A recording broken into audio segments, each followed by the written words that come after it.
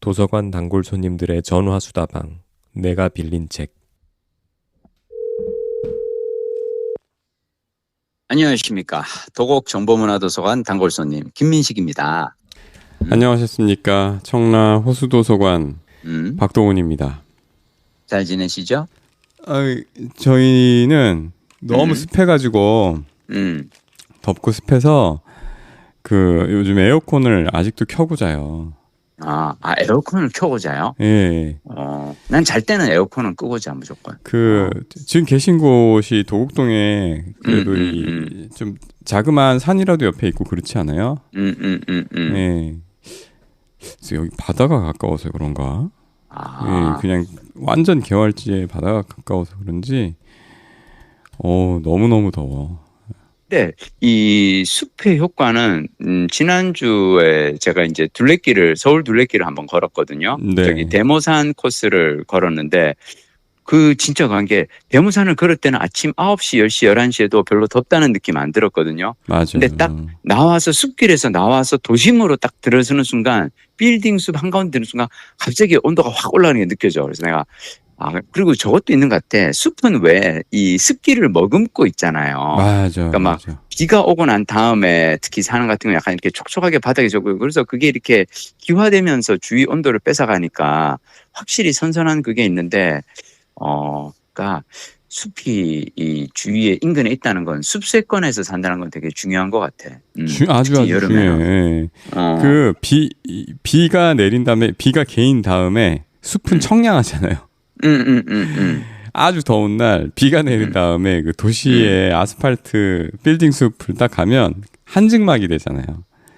그렇구나. 예. 완전 다르네. 그리고 이 숲이 온도를 얼마나 낮춰주고 쾌적하게 하는지 극적으로 느낄 수 있는 방법이 하나 있어요. 뭐야?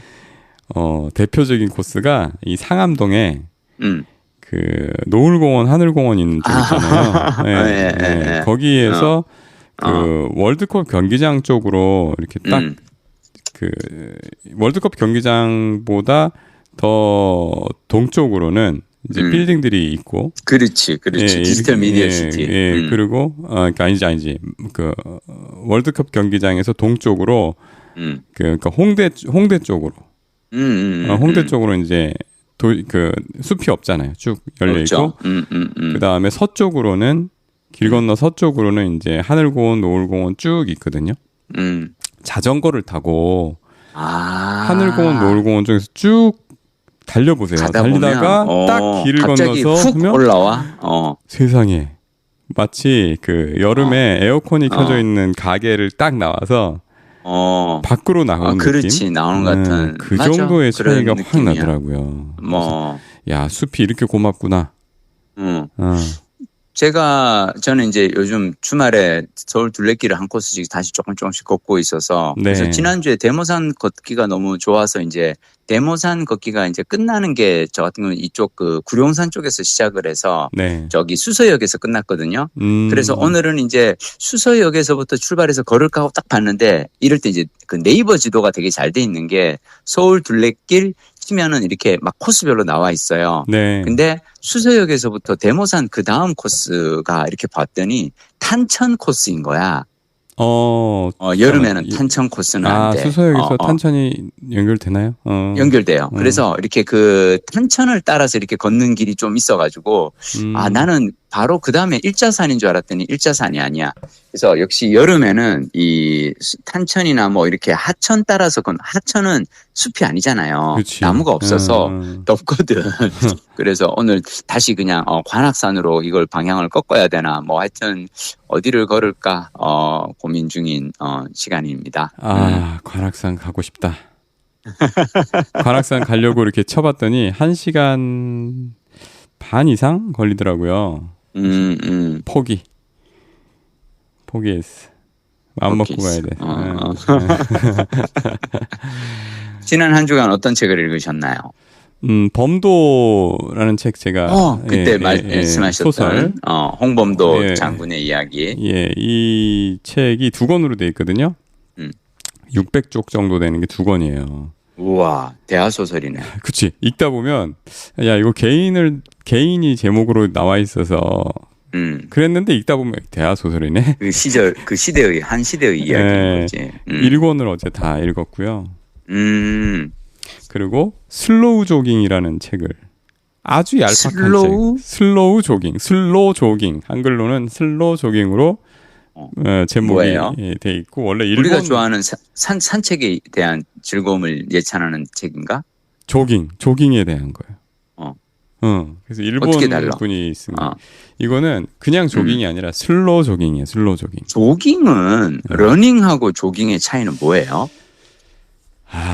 여기 조깅이 뭐라고 써놓은 부분이 있었는데 내가 지금 까먹었는데 이 책의 핵심이 뭐냐면 뭐야?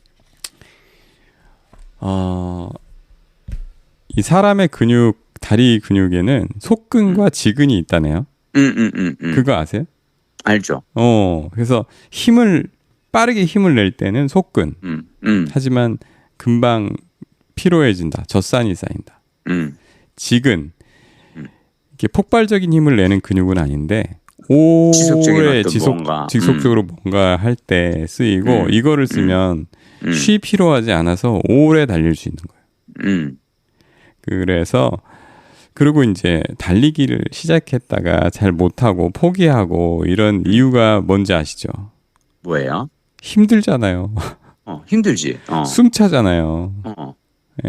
제가 여기 와가지고 이 청라 지역은 평평하고 호수공원이 있어서 가장 많이 하게 되는 게 이제 달리기나 자전거 타기거든요. 운동을 제대로 해야겠다. 달리기를 시작을 했는데 저도 처음엔 잘 안 됐어요. 그러니까 쭉 달리지 못하고 한 2, 3분 달리면 숨차고 힘들어 다리도 아프고 걷게 돼요. 그래서 쉬다가 달리다 걷다 하게 되거든요. 그리고 이제 포기하게 되고 오늘은 자전거나 타지 이렇게 되고 그런데 그 이유를 알았어. 뭐야? 나도 처음부터 달렸던 거예요. 런을 했던 거예요. 런. 그러다 보니까 속근을 쓰게 되고 속근을 쓰면 다리 일단 보폭도 넓죠. 뛰니까. 그렇지. 젖산이 쌓이고 피로하고 숨도 차고. 그래서 내 의지에 지게 됩니다. 아하. 네, 저같이 의지가 박약한 사람은 지게 돼요. 엄살은. 그래서 포기했었는데 이 슬로 조깅은 이런 겁니다. 조깅은 뛴다기보다 좀 가볍게 뛴다는 느낌이 이름에도 그렇게 들지 않아요? 그 단어에서도 그런데 슬로 조깅은 진짜 천천히 뛰는 거예요. 걷는 것보다는 하여튼 빠른 거지. 절대로 걷지는 않아요. 쉽게 얘기하면은 속보 같은 건가? 아니. 걷는 것과 뛰는 것의 차이는 두 발이 땅에서 그렇지. 동시에 닿아 있는 시간이 없는 거잖아. 없는 거지. 맞아. 그렇지. 언젠가는 두 발이 뜨는 게 이제 그렇지. 걷는 거가 아니잖아요. 뛰는 건데 이거는 속도가 오히려 걷기보다 속도보다 느릴 수 있지만 속도에 연연하지 않고 뛰긴 뛰는데 그러니까 두 발이 동시에 땅에 닿진 않는데 뛰긴 뛰는데 속도는 엄청 느려. 지독하게 느려. 그러려면 보폭을 줄여야죠. 그래서 정말 가볍게 뛰는 거예요. 어느 정도 가볍게 웃으면서 옆 사람과 대화할 수 있을 정도. 네, 그래서 이 슬로 조깅으로 뛰는 사람을 옆에서 보면 뭐 하는 거야? 뭐 하는 거야? 라고 할 수 있는. 아니, 저 정도 속도로 가려면 걷지 뭘 뛰나? 제자리 걸음을 하면서 약간 앞으로 좀씩 나가는 것 같은 그런 느낌? 혹시 우리 박 부장님 런데이라는 앱 써봤어요? 네, 그거 제가 말씀드리지 않았어요? 그래? 네. 아니 나는 그거 이렇게 약간 왜 PT 할 때 옆에서 이렇게 선생님이 구령 붙여주는 것처럼 마치 런데이도 나는 런데이 쓰면 그래도 조금 달리기가 더 즐거워지지 않나? 조금 난데. 물론 난 요즘 더워서 내가 조금 쉬고 있긴 한데 런데이를 쓰면 이제 다른 걸 못 듣잖아요. 우리 또 박 부장님은 오디오 콘텐츠에 또 진심이시니까. 네, 예. 다른 걸 못 듣고 유료를 쓰지 않으면 그게 이게 코스가 되게 몇 개 없어요. 돈을 내야 이제 그게 계속 열려요. 예. 그래서 뭐 좋은 앱이긴 한데. 그래서 이 슬로우 조깅 그럼 왜 그렇게 뛰느냐? 왜? 그렇게 뛰어도 효과가 있냐? 왜 그렇게 뛰느냐는 이렇게 뛰면 포기하기가 어려워요. 힘이 안 들거든. 그래서 청라호수공원 한 바퀴를 돌면 한 4km 되거든요. 4km 딱 좋네. 네, 근데 이제 그냥 뛰면 가다 쉬다 그냥 뛰어도 30분, 20분, 30분. 왜냐면은 가다 쉬다 하기 때문에. 뛰고 나도 찜찜해. 운동이 됐을까? 많이 걸었는데. 슬로우 조깅을 하면 역시 30분. 하지만 한 번도 꾸준하다. 걷진 않아. 꾸준해. 걷지는 않아. 그리고 그래서 여기 일단 지속할 수 있다. 지속할 수 있다. 첫 번째 질문에는 대답이 됐어. 두 번째, 운동이 되냐? 된답니다. 되고, 그래서 뭐 살이 빠진다든지 그 어떤 이상 혈관 이상 지질 혈증, 뭐 고지 혈증 뭐 이런 거 있잖아요. 대사증후군 이런 거에도 도움이 되고 심혈관 질환에 도움되는 건 달려서 좋다는 그러니까 의사들이 달리게 해라. 그러면 이런 효과가 있을 것이다 하는 이러한 효과는 다 있대요. 있고 이렇게 지속을 하면 뛰고 나도 힘들지가 그러니까 이렇게 막 물론 땀에 다 젖고 하지만 그렇게 무리가 되지 않다 보니까 조금씩 거리를 늘려가고 그리고 이렇게 하는 것도 조금씩 속도도 는데요. 그러면 몇 개월 안에 마라톤 풀코스도 뛰게 된다는 겁니다. 오, 이거 재밌는데? 네, 시도해보고 싶어지는데? 시도해보세요. 그래서 이 슬로우 조깅 천천히 달리는 것만으로도 몸과 뇌가 건강해진다. 슬로우 조깅의 창시자 다나카 히로아키. 예, 이분이 그 책은 어디 밀리의 서재에 있나요? 아니면 밀리의 서재에 오디오북도 있더라고요, 심지어. 심지어 슬로우 조깅 나온 지가 얼마 안 된 책인데. 그리고 실제로 책이 굉장히 한 160페이지밖에 안 되는데 그림하고 또 글자도 몇 개 딱 어깨 돼 있어서 금방 읽어요. 예. 나는 근데 지금 이 슬로우 조깅 딱 얘기 듣다 보니까 이 책 얘기에서 나는 지금 떠오르는 책은 뭐냐면 최근에 읽은 책 중에 꾸준함의 기술이라는 책이 있어요. 그 꾸준함의 기술을 보면 그 책 저자가 하여튼 엄청난 루틴 광이야. 그래서 다양한 루틴들을 꾸준하게 막 10년, 20년 막 이렇게 하고 있는데 이분이 꾸준함의 기술에서 첫 번째로 제일 중요하게 얘기하는 게 뭐냐면 어떤 습관이든지 처음에 시작하려면 쉽고 간단해야 된다라고 얘기를 해요. 그러네.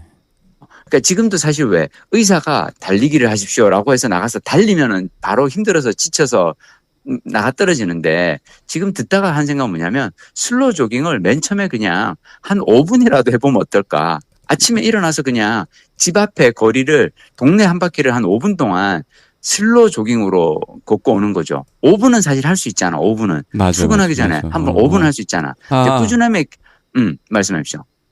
그 끼어들어 죄송한데 여기 그런 것도 중요한 메시지인데. 얘기. 그러면 이게 효과가 있으려면 얼마나 해야 되느냐. 일주일에 150분을 얘기를 해요. 150분인데 이거를 뭐 30분씩 5일 해도 되지만 10분, 15분씩 끊어갖고도 150분 채우면 된다. 하루에 그러니까 3번, 4번씩 해서 그렇지. 예. 그러니까 자기 뭐 나오는 자투리 시간에 그렇게 해도 된다. 예. 근데 그 꾸준함의 기술에서 그래서 이렇게 간단하게 시작을 해야지 연속으로 할 수 있다는 거죠. 하루도 빼먹지 않고. 그러니까 맞아. 너무 힘들면 그리고 그거를 이렇게 하다가 근데 나는 사실 박동 부장님이 아마 이 슬로우 조깅은 박동 부장한테 딱 되게 맞는 루틴이 될 것 같다라는 생각이 들었던 건 뭐냐면 이분이 꾸준함의 기술에서 얘기하는 게 뭐냐면 내게 어떤 루틴이 있으면 새로운 루틴을 만들 때 그 두 개를 세트로 조합을 하라 그러거든. 박동원 부장님의 루틴이 오디오 콘텐츠를 듣는 거잖아요. 네. 사실 슬로우 조깅하면서 오디오 콘텐츠 듣기에 너무 좋잖아. 그렇죠. 난 오히려 자전거 탈 땐 난 더 이상 뭘 안 듣거든요. 왜냐하면 자전거는 속도가 있기 때문에 빠르게 반응을 해야 돼요. 뒤에서 무슨 소리가 나거나 옆에서 차가 오거나 그러면 빠르게 반응을 해야 되는데 슬로우 조깅은 그렇게 위험하진 않잖아. 게다가 호수공원 트랙을 도니까 그치. 들으면서 해도 전혀 위험하지 않은, 그러니까 내가 평소에 즐기는 오디오 콘텐츠 듣기 30분과 슬로우 조깅을 결합을 하는 거지. 이거를 간단하게 시작을 해서, 나중에 이제 시간을 조금씩 더 늘려간다든지, 그리고 속도를 더 키워간다든지, 강도를 높이거나 빈도를 늘리거나, 꾸준함의 기술에서 나오는 건데, 나는 그 책에서 했던 조언 중에 또 재밌다고 생각한 건 뭐냐면, 이걸 한 날은 기록을 하라는 거예요. 심지어 이 책에서는 뭐라고까지 얘기를 하냐면, 만약 내가 하루에 매일같이 스쿼트 10개씩 하는 습관을 기르겠다라고 얘기하면, 스쿼트용 작은 탁상용 달력을 사라는 거예요. 그래서 그 한 날에는 동그라미를 치는 거야. 안 한 날에는 동그라미가 빠지겠지. 그러면 이 탁상 달력이 눈앞에 보이는 곳에 있으면은 그 동그라미가 비는 게 싫어서, 이 빠지는 게 싫어서라도 하루에 어떻게든 자기 전에 10개는 하고 잔다는 거지. 그러면서 그걸 하는데, 기록을 하는 데 있어서 되게 중요하게 이분이 또 얘기하는 것 중 하나가, 못한 날은 왜 못했는지도 적으라는 거예요. 못한 날은 아예 그걸 한 게 아니고, 왜 그런 날 있잖아. 지방 출장을 가서 전혀 달릴 시간이 없었던 날도 있는 거고, 아침에 일어났더니 그날은 허리 통증이 있어서 못 간 날도 있을 거고, 그거는 이러저러해서 못했다라고 기록을 하라는 거예요. 그러면 적어도 기록이 이어지니까. 근데 나는 슬로우 조깅, 그러니까 우리가 흔히 요즘 왜 막 달리기 열풍인데, 이 사람들 그렇게 좋다고 하는 달리기를 쉽게 시작할 수 있는 이 진입 장벽을 좀 낮춰주는, 문턱을 낮추는 좋은 방법이라는 생각이 듭니다. 네, 이게 문턱도 낮춰주지만 특히 우리처럼 그 50대가 넘은 사람들한테는 또 이 러닝 하다가 부상이 잦대요. 맞아요. 네, 그래서 특히나 이 시니어들 그렇지. 예, 시니어들한테 굉장히 굉장히 사실 큰 변화가 아니잖아요. 별거 아니잖아요. 이거 별거 아니에요. 책 내용 읽어보면 왜 이 책을 읽는데 시간이 그렇게 짧게 걸리는지, 메시지가 굉장히 단순하고 간단하고 많지 않아서 금방 읽게 되는데, 아니 이렇게만 고쳤으면 조깅할 수 있는 거였네. 그렇지. 예, 이거를 깨우쳐준 그런 좋은 책이었습니다. 아니 좋은 책 소개해 주셔서 감사합니다. 그러니까 책 자체로 뭐 대단한 책은 아닌데, 이 슬로우 조깅은 이거 굉장히 단순하고 간단하면서도 큰 변화를 일궈낼 수 있는 좋은 컨셉이었다. 예. 그런 게 저는 인생의 전환점이 된다고 생각하거든요. 네. 그러니까 너무 어려운 걸 우리가 이렇게 얘기하면, 왜 건강검진 갔다 와서 의사가 뭐 담배 끊으세요, 뭐를 하세요, 하루에 뭐 30분씩 뭐 운동하세요, 뭐 이러면, 그거는 큰 거는 참 우리가 하기 그런데 5분 동안 그냥 슬로우 조깅 한다고 생각하고 시작하면, 저는 오늘 사실 이제 오늘 어떤 얘기를 드릴까 하다가 인생의 터닝 포인트에 대해서 한번 생각을 해봤어요. 네. 인생의 전환점. 내 인생의 터닝 포인트는 언제였을까 생각해봤더니, 소비자에서 생산자로 전환하는 그 시점이 항상 나에게는 터닝 포인트였더라고요. 그러니까 제가 영어로, 왜 우리는 어려서부터 중학교, 고등학교 영어 교과서를 읽잖아요, 항상. 네. 그러니까 영어로 쓰여진 글을 소비하는 입장인데, 박동부장 혹시 영어로 긴 글 써본 적 있어요? 네네. 한 페이지 이상 되는 어떤 긴 글을. 그게 언제였어요?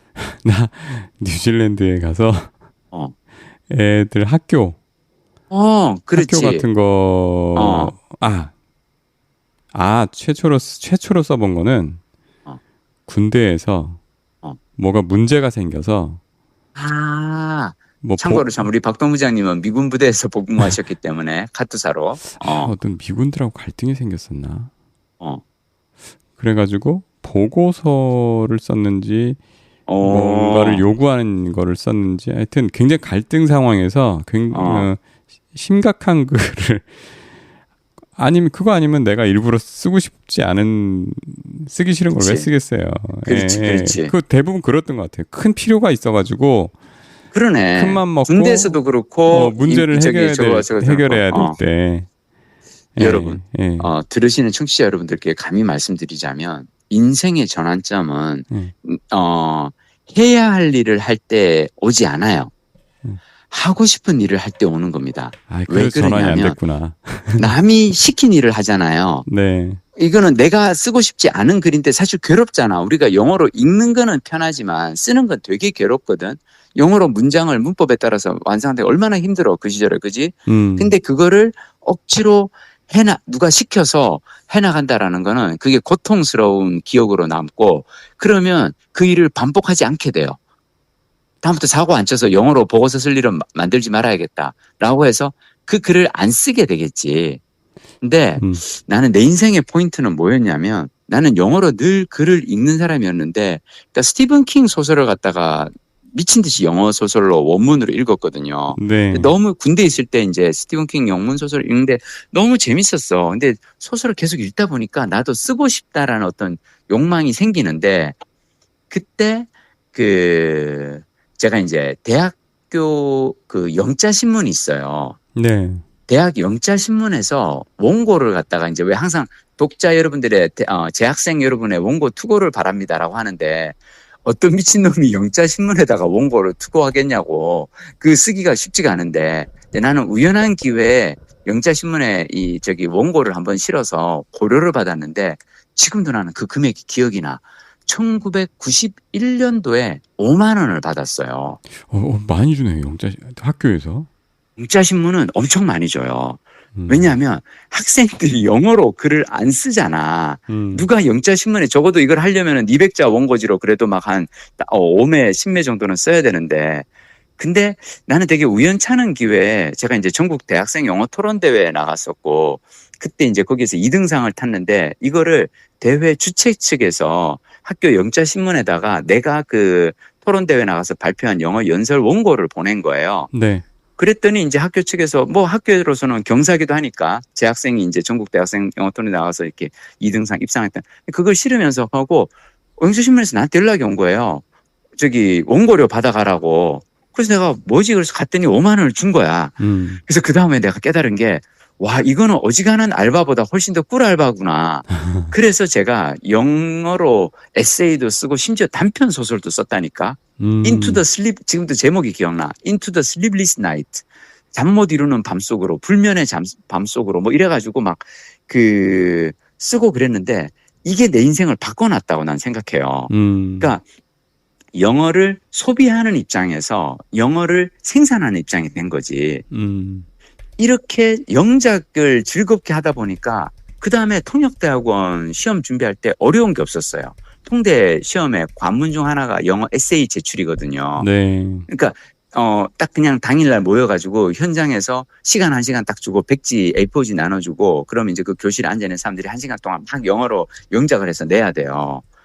근데 이거를 다른 사람들은 다들 입시의 과정으로 괴롭게 쓰기 싫은 거 억지로 쓴다고 생각했는데, 나는 돈 벌기 위해서 재미나게 소설 쓰고 막 에세이 쓰고 그랬던 경험이 있으니까 이게 어렵지가 않았던 거야.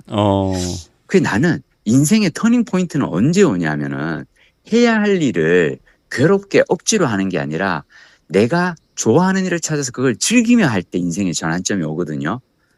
이런 전환점이 나는 또 언제 왔냐면, 나는 시트콤을 보는 게 너무 재밌었어요. 네. 그래서 막 미국 시트콤을 이제 이 AFN에서 나오는 막 프렌즈, 사인펠드 이런 시트콤을 보다가 어느 날, 야, 이거 시트콤을 보는 게 재밌는데 이걸 내가 한번 만들어 보면 어떨까라고 해서 MBC PD가 된 거고, 이 과정도 너무 즐거웠거든. 시트콤 시청자보다 시트콤 PD가 훨씬 더 인생을 즐겁게 살아요. 왜냐하면 시트콤 시청자는 내가 배역을 캐스팅을 하는 게 아니잖아. 네. 내가 만들고 싶은 이야기를 만들 게 아니잖아. PD가 되는 순간 내가 좋아하는 배우를 쓰고 내가 재밌어하는 이야기를 만들 수가 있거든요. 네. 자, 제가 이제 여기까지 빌드업을 한 이유는 뭐냐면, 오늘 제가 여러분들께 소개해드릴 책이 강원국 작가님의 신작 책 쓰기 수업입니다. 아이고. 밀리에서지에 올라와 있어서 제가 이걸 읽었거든요. 최근에 나온 따끈따끈한 책이야. 책 쓰기 수업. 제가 보기에 우리가 이제 여러분들이 아마 이 내가 빌린 책을 들으신다는 건 뭐냐면 아마 책을 정말 좋아하시는 분들일 거예요. 그죠? 네. 도서관 가서 책 읽는 것도 좋아하고 내 기왕에 도서관 가서 무슨 책 빌릴까라고 할 때 그래도 이 양반들이 빌린 책 중에 우리 도서관에 혹시 있나 그래서 자, 책을 읽는 독자로 여러분이 평생을 사셨다면 이제 여러분이 다음으로 나아가야 할 길은 바로 저자가 되는 것입니다.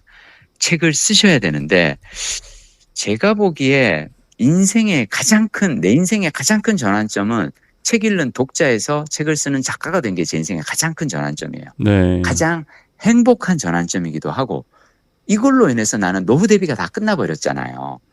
나는 이제 책 쓰는 작가가 되고 나니까 왜 노후 대비가 되냐면 일단 뭐 경제적으로 그냥 적어도 인세라든지 저자 강연료라든지 이런 어떤 경제적 걱정도 들어놓기도 했지만 제일 좋은 거는 노후에 할 일이 생겼다는 거죠. 너무너무 재미난 일, 너무너무 하고 싶은 일. 전 지금도 내년에 쓸 책 원고 작업하는데 너무 재밌어요. 내가 하고 싶은 얘기를 마음껏 하니까. 근데 제가 이 강원국 작가님의 이 책 쓰기 수업을 읽으면서 야, 끝판왕이 나왔다. 그러니까 책을 쓰고 싶은데 엄두가 나지 않은 사람들을 위해서 강원국 작가님은 정말 좋은 이 조언들을 들려주십니다. 한 대목 잠깐 소개해 드릴까요? 네. 그 챕터 제목이 누구나 쓸 수 있다.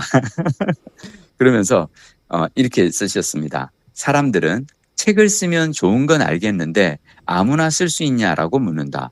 나는 책이야말로 아무나 쓸 수 있고 써야 한다고 대답한다. 문제는 책을 안 써도 되는 사람은 열심히 쓰고 책을 써야 할 사람은 죽어라 안 쓴다는 데 있다. 책을 쓰지 않아도 이미 유명하고 전문가 대접을 받는 사람은 책을 쓰고 책을 써서 이름을 알리고 전문가로 자리매김해야 할 사람은 안 쓴다는 말이다. 실제로 그래요. 진짜 그래요. 그렇지 않아? 근데 제가 왜 이 책을 여러분들께 소개해드려야겠다고 생각을 했냐면 여러분 인공지능의 시대 앞으로는요. 빈부격차보다 더 무서운 격차는 뭐냐면 소비자와 생산자의 격차일 거예요. 이제 AI를 이용하면 AI는 사실은 왜 생산성이 도구잖아요. 네. 생산성을 키워주는 도구이기 때문에 앞으로 책을 쓰고자 하는 사람은 그러니까 책 쓰는 사람은 인공지능의 도움을 받으면 훨씬 더 책 쓰기가 쉬워져요. 저 같은 경우는 지금 이제 챗GPT 가지고 제가 원고 작업할 때 뭔가 궁금한 게 있으면 자료조사 챗GPT한테 시키면은 와 좌르륵 하고 심지어 뭘 쓸지 헷갈릴 때는 야, 저기 내가 건강관리에 대해서 책을 쓰는데 목차 한번 뽑아줘 보세요. 라고 하면은 책 목차를 지가 알아서 기가 막히게 써. 물론 그대로 다 쓸 수는 없죠. 그 목차 중에서 야, 이거 내가 놓친 부분인데 이걸로 내가 글 한 편을 써봐야겠구나. 라고 할 수가 있잖아요. 즉 뭐냐면 저는 인공지능의 시대에 너무나 많은 콘텐츠들이 쉽게 만들어져 나와서 이걸 소비하는 사람도 늘어나겠지만 잘만 활용하면 생산자로 가는 길도 쉬워지거든요. 근데 무엇보다 이 강원국 작가님의 책에서 쓰셨듯이 책을 안 써도 이미 유명한 사람들은 책을 열심히 쓰고 있고 왜냐하면 그런 유명한 사람들의 책이 나오면은 팔리기가 쉬우니까. 근데 책을 써서 어떻게든 자기 이름을 알리고 자기 어떤 전문가로서의 어떤 입지를 다져야 될 사람들은 책을 안 쓰고 있다는 거지. 이제 사람들이 책 안 쓰는 이유로 강원국 작가님이 3가지를 드십니다. 첫째, 나는 글을 못 쓴다라고 이유를 댄다는 거죠. 이 첫 번째 핑계에 대해서 그래서 책을 쓰라고 얘기를 합니다. 왜냐? 처음부터 글을 잘 쓰는 사람은 없어요. 책을 쓰면은 글쓰기 실력이 늡니다. 글을 써야 느니까 무엇보다 자기 이야기는 자신이 가장 잘 쓸 수 있다.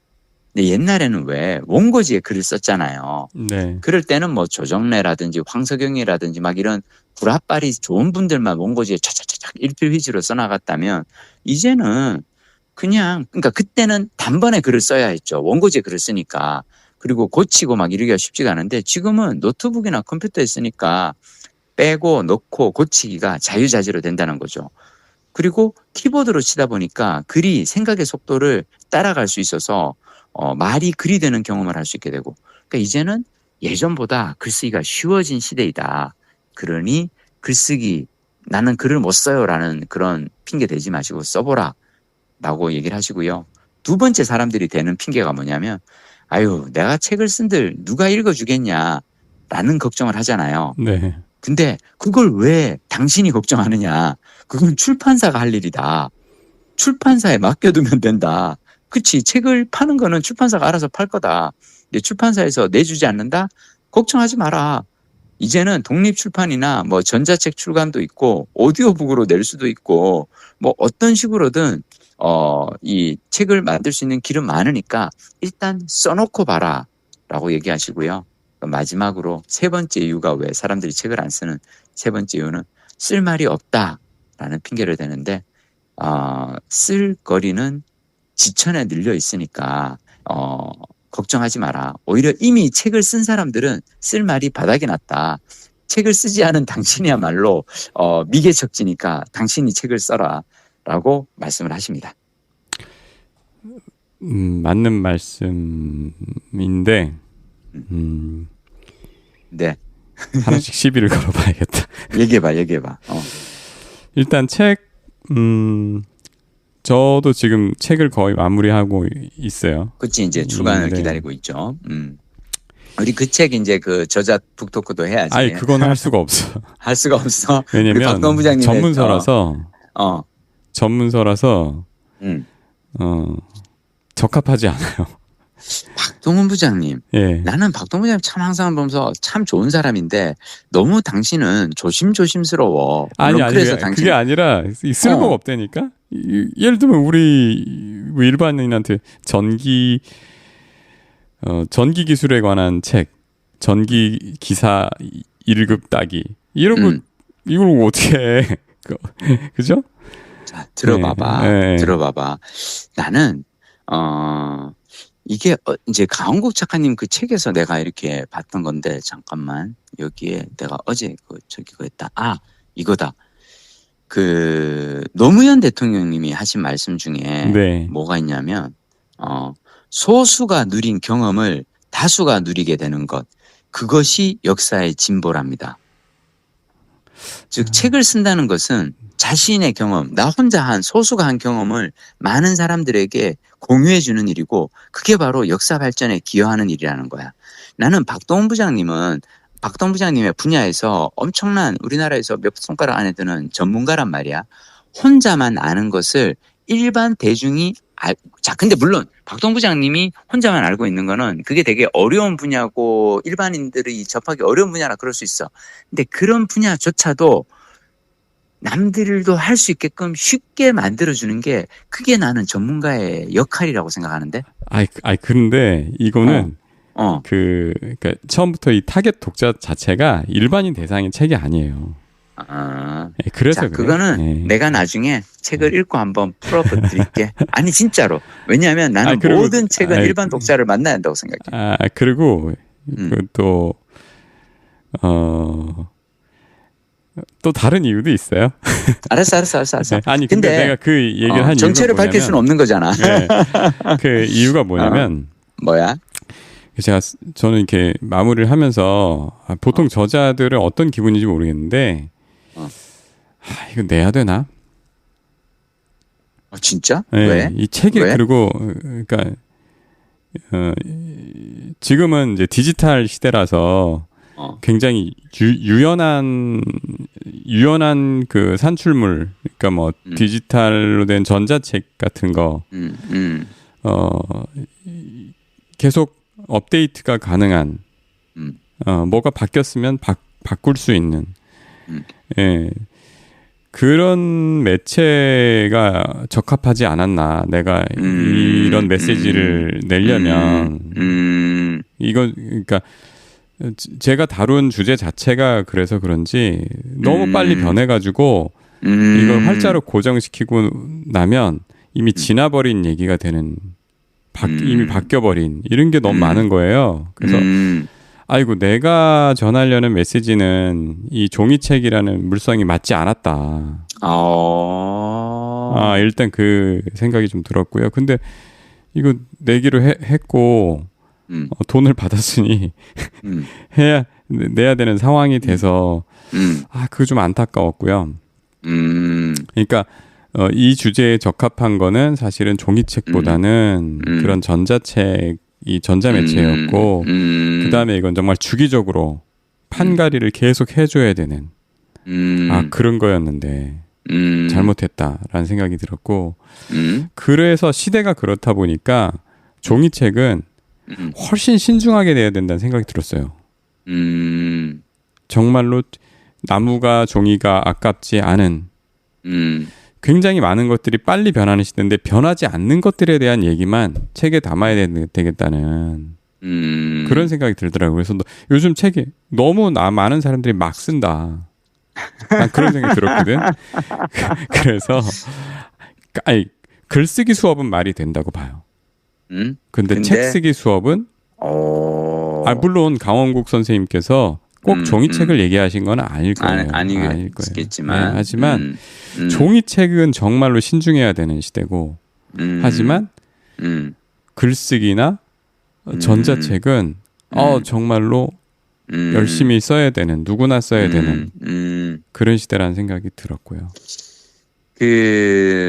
저는 사실 영어책 한 권 내어봤니라는 책을 쓸 때 가장 많이 했던 생각 중 하나는 나는 아까 그 노무현 대통령의 말씀 소수가 간 길을 다수가 가게 하는 것. 통역대학원 다닐 때 친구들이랑 했던 얘기가 뭐냐면 네. 우리가 2개 국어를 쓰는 사람이 되고 나니까 바일링구얼 이 영어와 한국어를 쓰고 나니까 인생이 확 달라지고 우리가 누릴 수 있는 것들이 너무나 많아지는데 이걸 다른 사람들도 할 수 있는 방법이 뭐가 있을까 막 그런 생각을 나는 했었거든요. 나는 사실 내 평생 내가 가지고 온 고민을 책에 담아낸 거예요. 그러니까 다들 영어를 하는 게 어렵다고 생각하는데 어떻게 하면 이거를 쉽게 할 수 있을까에 대해서 나는 그걸 한 거고 나는 박동 부장님의 그 고민인 거지만 중요한 건 나는 우리가 살면서 해본 고민에 대해서 책 한 권으로 한번 녹여내는 거는 작업은 필요하다고 생각하고 나는 박동 부장님이 이게 빨리 변하는 시대에서 이렇게 이미 활자로 종이로 이렇게 고정하는 게 근데 나는 그것 또한 기록으로서 사료로서 나는 또한 역할이 있다고 생각해요. 그리고 완벽한 답은 없어. 그냥 끊임없이 쓰면서 나아지기를 바랄 뿐이지. 그리고 그 아무나 쓴다고 얘기하지만 나는 아무나 써야 된다고 생각해. 그러니까 내가 이렇게 얘기를 해놓고 보니까 종이책 쓰기는 아무나 쓰면 안 된다. 아니야. 나는 종이책도 아무나 써야 된다고 생각해. 그래? 왜 그러냐면 박동 부장님 같은 그런 고귀한 생각을 가지신 분들이 많잖아요. 그러다 보니까 무슨 문제가 생기냐면 겁 없이 쓰는 사람들이 오히려 많고 정말로 진중하고 이런 분들은 책을 안 쓰고 있는 거야. 이게 내가 이렇게 방송사에서 일을 하다 보니까 정말 능력 뛰어나고 외모 출중한 그런 여성분들이 있잖아요. 네. 그게 이렇게 배우가 됐건 아나운서가 됐건 기자가 됐건 그런 분들이 가끔씩 보면 정말 이상한 결혼을 하는 때가 있거든. 왜 저런 이상한 사기꾼 같은 딱 보더라도 누가 보더라도 쟤는 사기꾼인데 남자들이 보기에 쟤는 별로인 남자인데 왜 쟤랑 연애를 하고 결혼하지?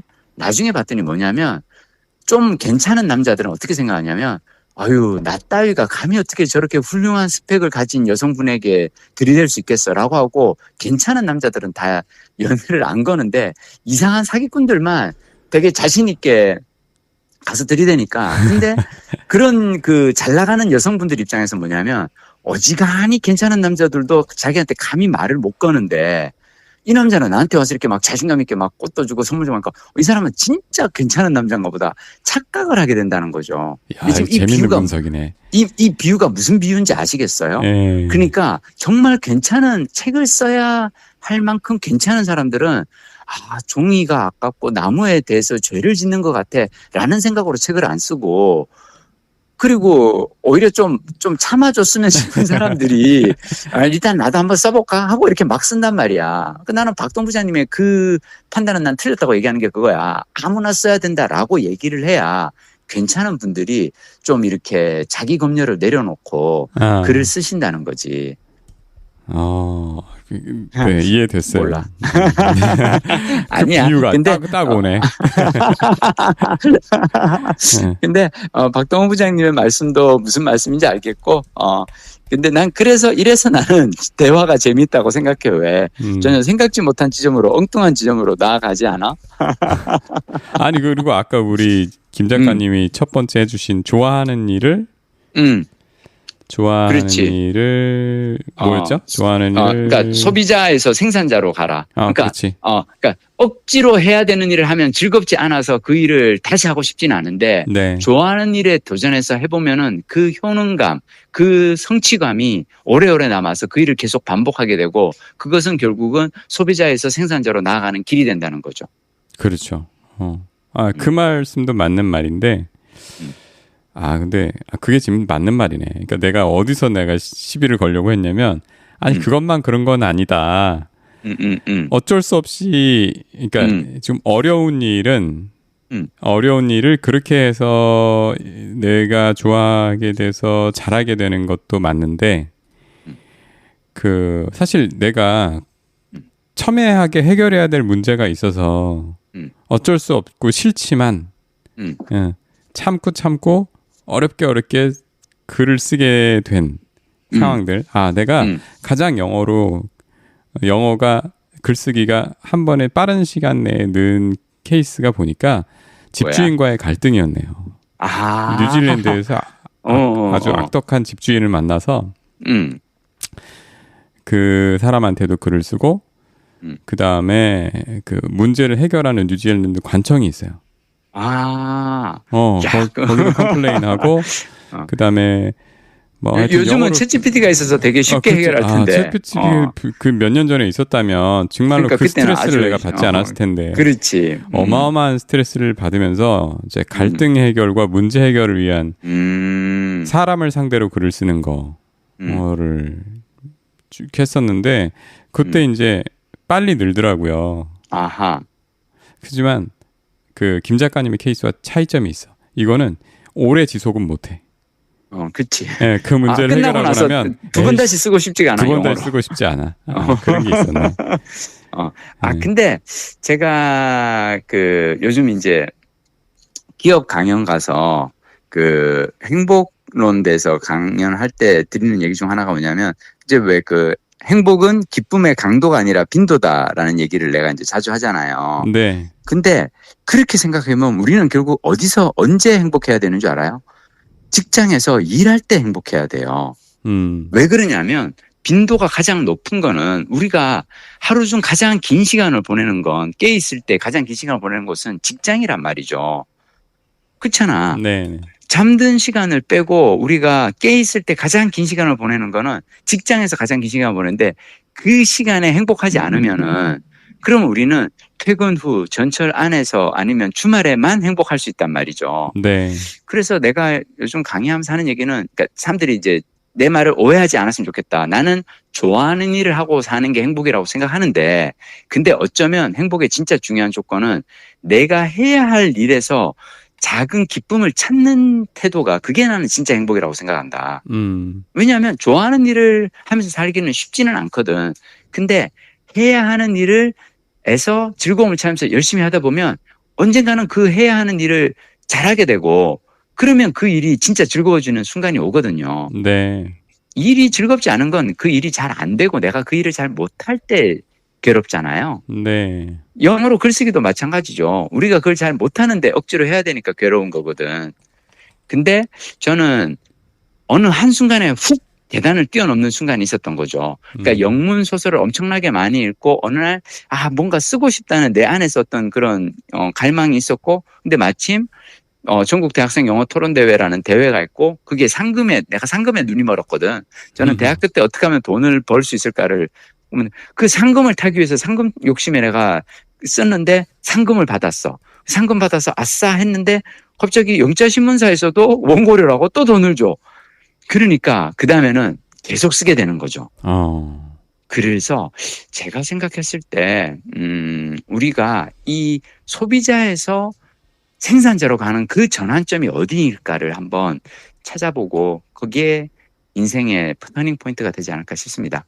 하여튼 독자로 사시는 여러분들은 언젠가 반드시 저자로 살아가시기를 소망합니다. 독자에서 저자로. 독자에서 저자로. 독자에서 저자로. 오늘 여기까지 할까? 배고프다. 그래.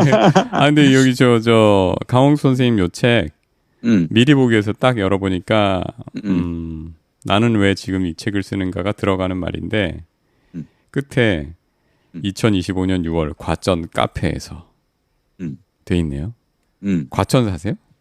과천 사세요. 내 원업이네. 왜? 왜? 제가 예전부터 과천 살고 싶었는데.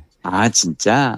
내가 벌써 한 두세 번 기회를 놓쳤는데 집값이 너무 뛰어가지고 진입을 못하잖아요. 지금은 뭐 교육 때문에 나왔지만 언젠간 이거 내가 진입을 하려고 그랬는데 지금은 이제 너무 무시무시한 그 집값이 무시무시한 곳이 돼가지고 내가 저기 살 수 있나? 이제 그렇게 돼버렸지.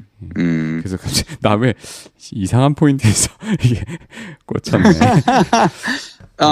언젠가 만약 우리 박동 부장님이 과천에서 과천으로 이사 가서 사시게 된다면 과천 카페에서 나도 들어가는 말 한번 써봐야겠다. 그렇지. 아니 그리고 그때 내가 저기 소소한 약속 하나 할게. 내가 강원국 작가님한테 그 정도 부탁은 할 수 있어. 어디? 그 과천에 새로 오신 주민이 한 사람이 있는데 저의 절친입니다. 셋이서 과천 카페에서 차 한잔 하시죠라고 녹음하시죠. 녹음 한번 하시죠. 그때 이제 우리 저기 내가 빌린 책 녹음 한번 하시죠. 과천에서 카페에서. 그래. 자, 과천에 폭락 좀 해라. 과천 시민 여러분 죄송합니다. 아닙니다. 네. 그게 아니라 항상 기회는 옵니다. 네. 항상 기회는 우리 왜 그 재테크 비겁한 돈이라든지 뭐 황현희의 책에서도 보면 알 수 있듯이 항상 이 자본 자산 시장이라는 거는 이 폭등과 폭락을 오가는 것이 이 생리이기 때문에 하여튼 좋은 기회가 찾아오기를 아이고 오케이? 참. 네. 그래요. 그러면 우리는 오늘 여기까지. 네. 즐거운 한 주 보내십시오. 네. 9월에 뵙겠습니다. 네.